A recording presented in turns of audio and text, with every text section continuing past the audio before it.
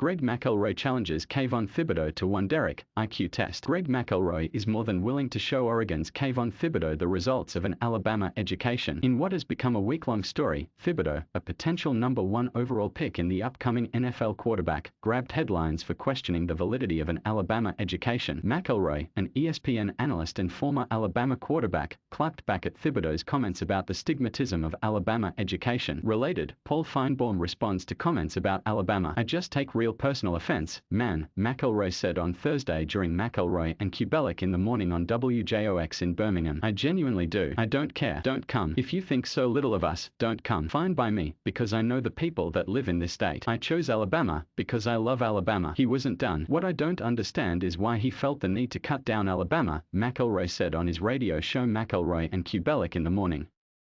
"And as someone who has always taken his academic situation very seriously, he'll just come at him with this. If he'd like to take an IQ test, I'm available. If he'd like to take the Wonderlic test, I'm available. As a proud graduate with multiple degrees from Alabama, I will put my degree up against his any day of the week." McElroy, a finalist for the Rhodes Scholarship in 2010, was offered by Ivy League schools before deciding to play football for Alabama. "What people don't realize is that football is an American sport. So, no matter how great Alabama is, you only play football in America, Canada, and a couple other places," Thibodeaux said. "But a brand like Nike, I mean, for me it was like, what brand associations do I want to be tied to? For me, I already hate the stigmatism of football players being dumb jocks. Do you know the stigmatism of Alabama education? It ain't the West Coast. It ain't Harvard." McElroy shot back on his Birmingham-based show. "I'd like to show him the offers, because I would be willing to bet that Harvard didn't offer him," McElroy said. "I think they probably would have taken him, but Harvard did offer me, as did Yale, as did Princeton, as did almost every Ivy League school along with Duke, Stanford, Northwestern and Vanderbilt. And I chose Alabama, so put her there." Kayvon Thibodeaux, the projected #1 overall pick, explained to Fox Sports' Joel Klatt on Monday how the Oregon experience is different and better than any other he could have made in what can only be described as a very bizarre interview. "If I handed you a fishing pole, would you know how to use it?"